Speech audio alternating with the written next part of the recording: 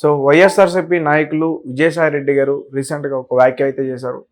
రేవంత్ రెడ్డి గారు ప్రభుత్వాన్ని ఖచ్చితంగా కూల్చేస్తామని చెప్పేసి, అలాగే ప్రత్యేక హోదా గురించి కూడా కాంగ్రెస్ పార్టీ ఆంధ్రప్రదేశ్కి చాలా ద్రోహం చేసిందంటూ కూడా ఆయన వ్యాఖ్యానించారు. సో దాని గురించి నిన్న రాష్ట్రపతి ప్రసంగానికి ధన్యవాదాలు తెలిపే తీర్మానానికి సంబంధించిన చర్చలో రాజ్యసభలో పార్టిసిపేట్ చేస్తూ విజయసాయిరెడ్డి కొన్ని కామెంట్స్ చేశాడు. ఆ కామెంట్స్ చేయడానికి నేపథ్యం కూడా మనం ముందుగా మాట్లాడుకోవాలి. రేవంత్ రెడ్డి నిన్న మాట్లాడుతూ ఆంధ్రప్రదేశ్ ప్రభుత్వం, జగన్ ప్రభుత్వం నాగార్జున సాగర్లో ఎలక్షన్కి ముందు రోజు అక్కడ వచ్చి గొడవ చేశారు. కేసీఆర్ కుమ్మక్కయ్యి జగన్తో కుమ్మక్కయ్యి కాంప్రమైజ్ అయిపోయాడు. ఇప్పుడు కాంగ్రెస్ ప్రభుత్వం ఉందంటే దమ్ముంటే జగన్ రెడ్డి ఇప్పుడు రావాలి అని అతను ఛాలెంజ్ చేశాడు. నిజానికి ఇది కావాలని పక్క రాష్ట్రాన్ని గొడవలకి ఆహ్వానించడం తప్ప ఇంకోటి కాదు. అప్పుడు వచ్చారంటే దానికి సంబంధించి అది ఏం జరిగిందనేది తర్వాత సెంటర్ ఇన్వాల్వ్ అయింది. ఎందుకంటే కొన్ని గేట్లు వీళ్ళ అధీనంలో ఉండే తెలంగాణలో వాళ్ళ గేట్ల కోసం వాళ్ళు వచ్చారు, అంతకంటే ఏం లేదు. ఆంధ్రప్రదేశ్ ఇదేంటంటే ఇద్దరి ఉమ్మడి ఇది జరుగుతుంది కాబట్టి దాని నిర్వహణ ఎవరి చేతిలో ఉండాలి, కంట్రోల్ ఎవరి చేతిలో ఉండాలనే దగ్గర గొడవ. ఇది కేంద్ర ప్రభుత్వం దీన్ని డీల్ చేయకుండా వీళ్ళు ఆంధ్ర తెలంగాణ మధ్య గొడవలకి కేంద్ర ప్రభుత్వం ప్రధాన కారణం అని చెప్పచ్చు.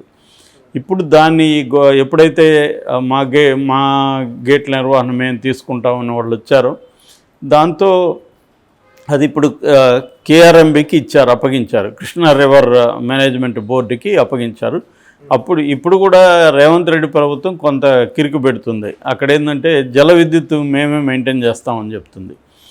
మీరే మెయింటైన్ చేస్తారంటే అక్కడ జల విద్యుత్ అనేది వాటర్ వదులుతున్నప్పుడు విద్యుత్ తయారు కావాలి తప్ప జల విద్యుత్ కోసం సపరేట్గా వాడితే ఆ వాటర్ వేస్టేజ్ అయిపోతుంది.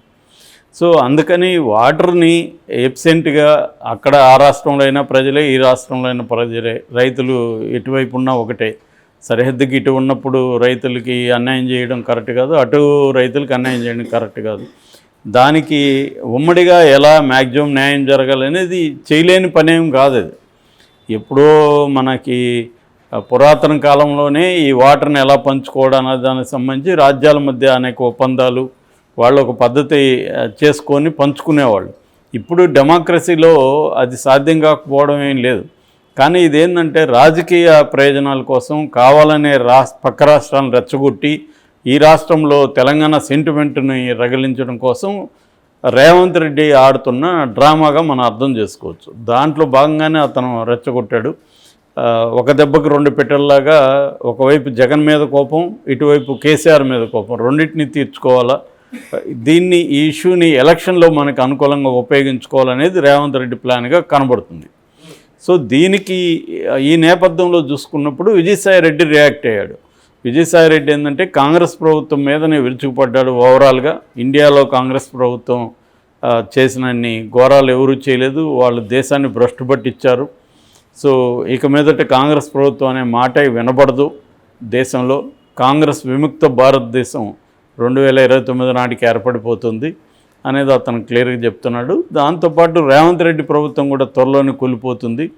సో కేవలం తెలంగాణలో అధికారంలోకి వస్తామని వాళ్ళు రాష్ట్రాన్ని విభజించి అడ్డగోలుగా విభజించారు.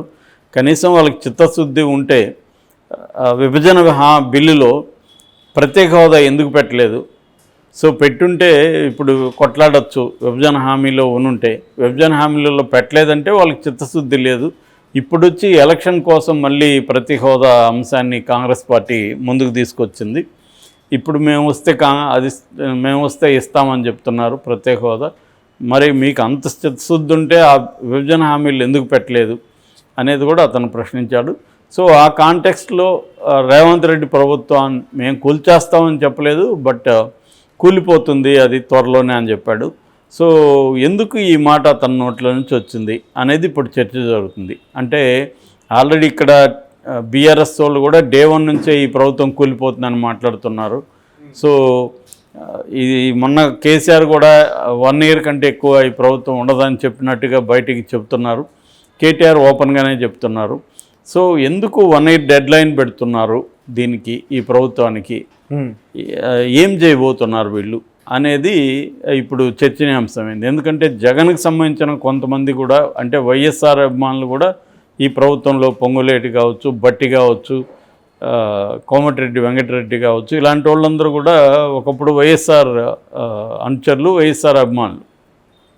అట్లేమన్నా జగన్కి ఆ మధ్య కూడా పొంగులేటి వెళ్ళి జగన్ కలిసి వచ్చాడు.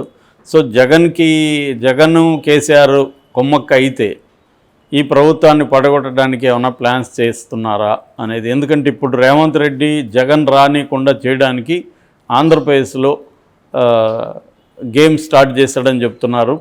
అక్కడ వెళ్ళి ప్రచారం చేస్తాడని కూడా చెప్తున్నారు. సో అంటే రిటర్న్ గిఫ్ట్ 2018లో తనని ఓడించడానికి జగన్ కేసీఆర్ కుమ్మక్కయ్యారు. సో అందుకని ఇప్పుడు జగన్ ఓడించడానికి తెలుగుదేశంతో మనం కుమ్మక్కవ్వాలి అనేది రేవంత్ రెడ్డి ప్లాన్గా చెబుతున్నారు. ఎందుకంటే రేవంత్ రెడ్డి గెలుపుకు కూడా తెలుగుదేశం ఇక్కడ సహాయపడింది. తెలుగుదేశం పోటీ చేయకపోవడం, తర్వాత ఇండైరెక్ట్గా రేవంత్ రెడ్డిని గెలిపించమని తమ శ్రేణులకి పిలిపివ్వడం, కమ్మ సామాజిక వర్గాలంతా కూడా కాంగ్రెస్కి సపోర్ట్ చేస్తున్నట్టు ఓపెన్గా అనౌన్స్ చేయడం. ఎప్పుడూ మేము జీవితంలో కాంగ్రెస్కి ఓటు వేయలేదు అనే వాళ్ళు కూడా ఇక్కడ కాంగ్రెస్కి ఓటేశారు, తెలుగుదేశానికి సంబంధించిన వాళ్ళు. కానీ హైదరాబాద్ చుట్టుపక్కల మాత్రం అది పనిచేయలేదని చెప్పచ్చు. ఎందుకంటే హైదరాబాద్ చుట్టుపక్కల ఎక్కడా కూడా కాంగ్రెస్ పార్టీ రాలేదు. అవును, ప్రధానంగా నల్గొండ, తర్వాత ఖమ్మం, తర్వాత బోధన్ ఇలాంటి ఏరియాల్లో మాత్రమే ఓట్లు ట్రాన్స్ఫర్ అయినట్టు కనబడుతుంది. అట్లా అంటే ఈవెన్ జనసేనకు కూడా అయి ఉండాలి. జనసేన ఎక్కడ 5,000 కంటే మెజార్టీ కూడా రాలేదు, 7 మందికి రాలేదు, ఒక్కరికి మాత్రం వచ్చింది జనసేనలో. సో ఈ కాంటెక్స్ట్లో రేవంత్ రెడ్డికి ఉండే 2 గోల్స్ ఏంటంటే, ఇప్పుడు ఇమ్మీడియట్గా ఎలక్షన్లు ఉన్నాయి కాబట్టి ఇక్కడ కేసీఆర్ని బదనాం చేయాలి, కేసీఆర్ తెలంగాణ ద్రోహిగా కేసీఆర్ని ప్రొజెక్ట్ చేయాలి అనే ఒక తెలంగాణ సెంటిమెంట్ని రేవంత్ రెడ్డి రెచ్చగొడుతున్నట్టు కనబడుతుంది.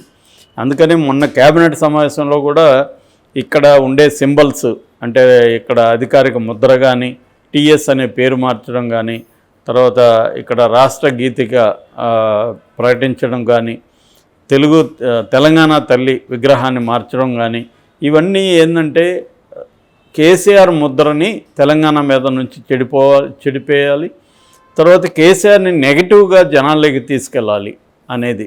అందువల్ల ఇప్పుడు అతను ప్రధానంగా 2 అంశాలని గట్టిగా ఎంచుకున్నాడు.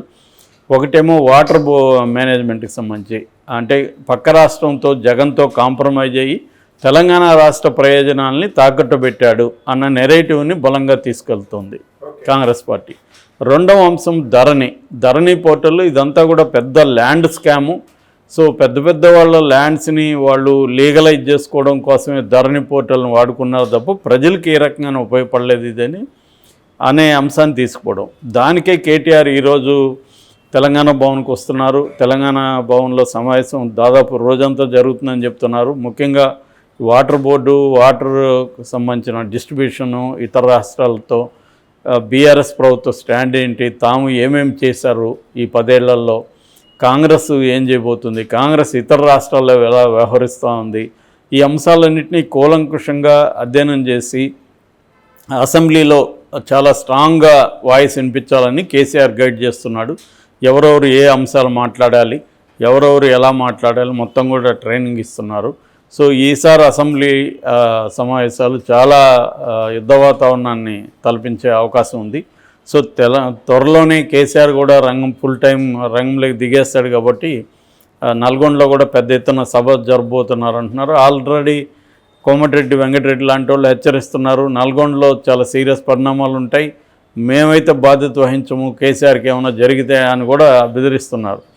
సో ఇక్కడ అంటే ఒక యుద్ధ వాతావరణమే రాబోతుంది తెలంగాణలో త్వరలో, ముఖ్యంగా కేసీఆర్కి బీఆర్ఎస్కి మధ్య, బీఆర్ఎస్కి కాంగ్రెస్కి మధ్య ఒక యుద్ధ వాతావరణం ఉంటుంది.